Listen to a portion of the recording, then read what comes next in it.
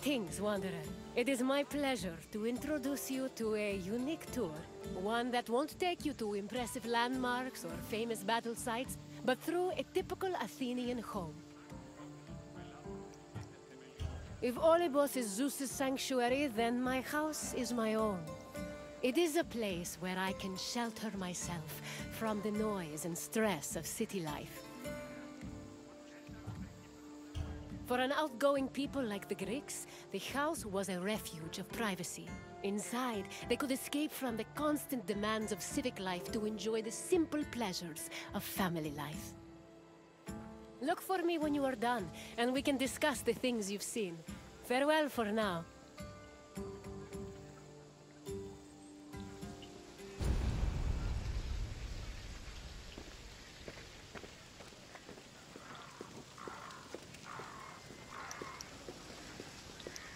The house, or oikos, was a residence for Greek families and their slaves. Contrary to modern houses, which look outward, the Greek household was built to look inward on a courtyard. The courtyard was the house's central fixture. It was the building's main source of daylight, and also the location of religious altars dedicated to worship. The building itself was made up of familiar accommodations, including bedrooms, storage rooms, a kitchen, and a living room. Women were generally in charge of tending to the home, which in Greece was called oikonomia, a term that inspired the modern word economy.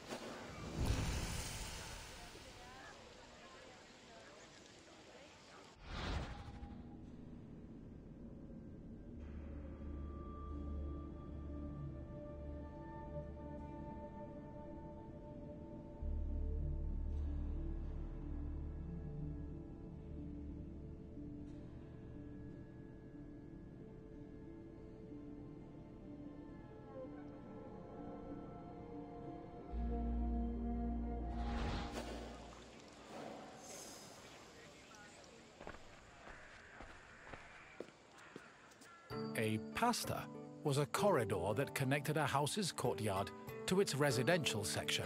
Archaeological evidence from the city of Olynthos reveals that pastas were added to Greek home design in the 5th century BCE.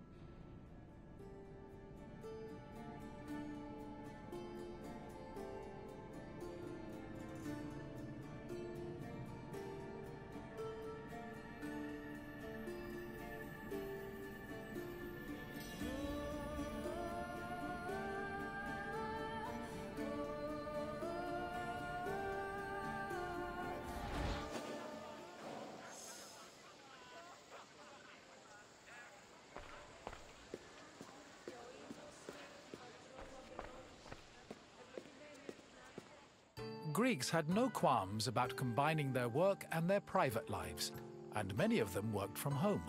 Artisans like blacksmiths, sculptors, and potters often had workshops in their houses. Some even operated small stores to sell their work. Similarly, doctors were known to treat patients in special offices located in their homes.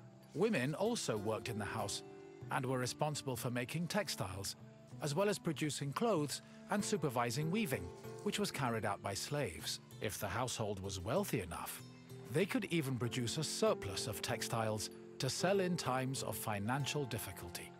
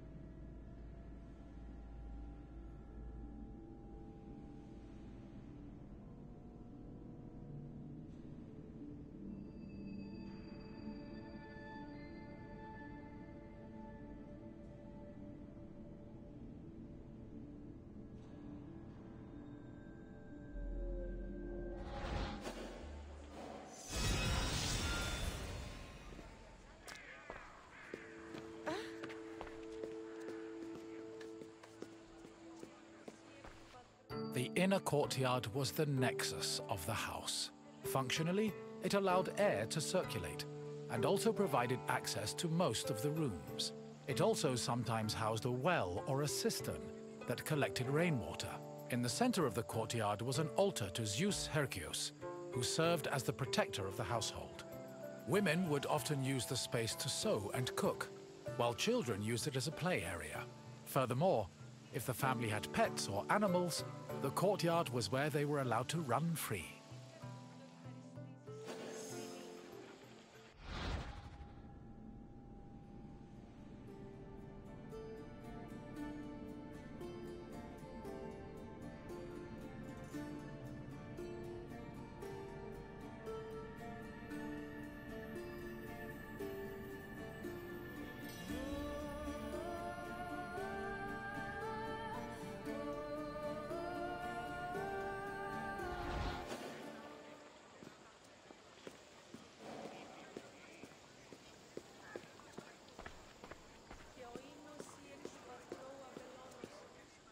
The bathroom was located in the back of the house. Much like today, it was used for cleaning and washing, although the Greeks used chamber pots instead of toilets. Most bathrooms had a luterion that could be filled with water for washing. Mirrors, razors, strigils, and sponges could also be found in the bathroom, along with small vases called aryballoi, which were usually filled with perfume or oil.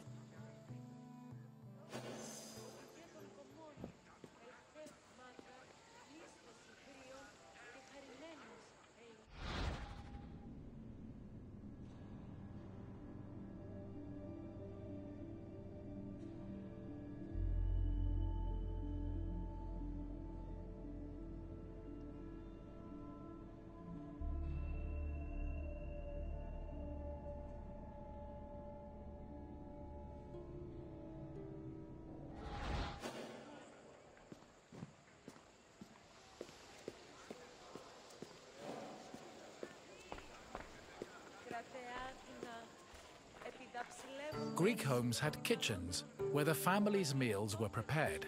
The Greeks did not often eat meat, except during special occasions like banquets or after sacrifices. They had mainly a grain-based diet, eating staples such as bread, porridge, or a barley cake called maza. They also occasionally ate poultry, fish, and other seafood, as well as fruits, vegetables, goat milk and cheese, and olive oil. Food was cooked on a tripod, or sometimes in a klibanos, which was a sort of mobile oven. Other cooking implements included braziers, mortars and pestles, a spit to hold food over a fire, platters, and frying pans. The family also used the kitchen to store food in containers called pithoi.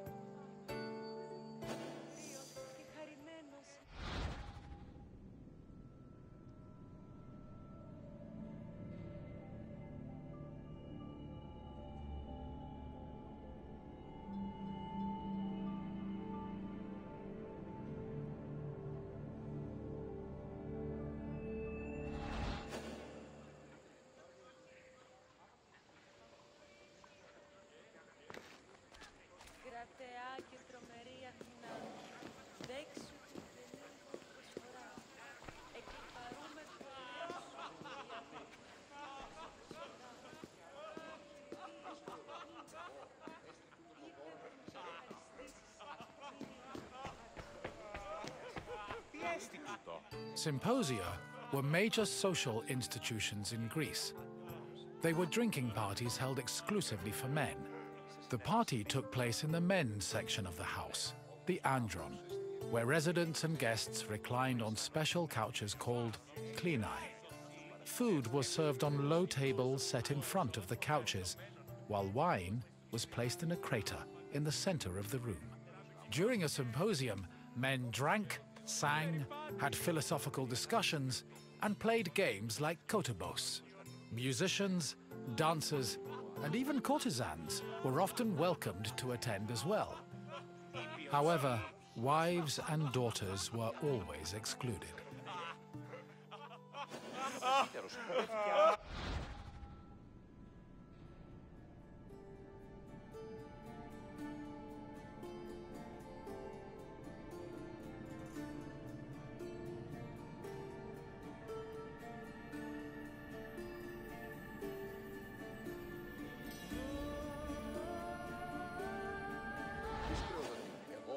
Έστι τούτο το δώρον αυτής εκ του τάφου. Αυτή προσεδέχθη ταύτα προς χάρη σου και νύχη Τύχη να αγαθήν λακτήσεις. Τι έστι.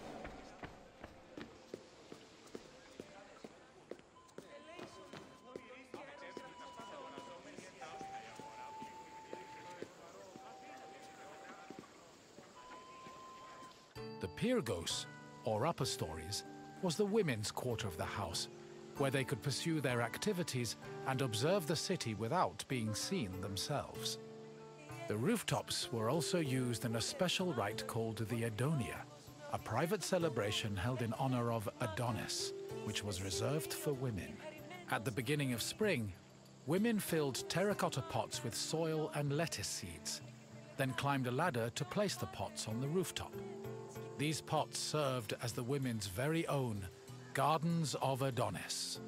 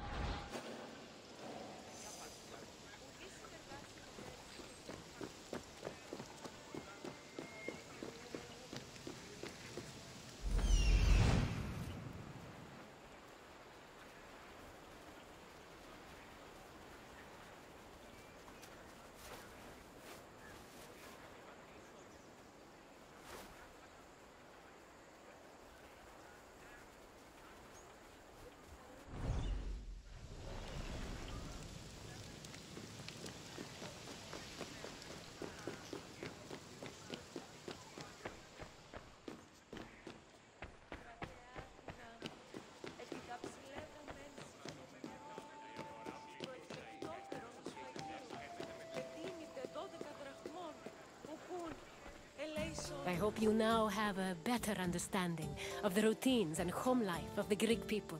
What would you like to do next? Farewell, wanderer, and thank you for visiting my city.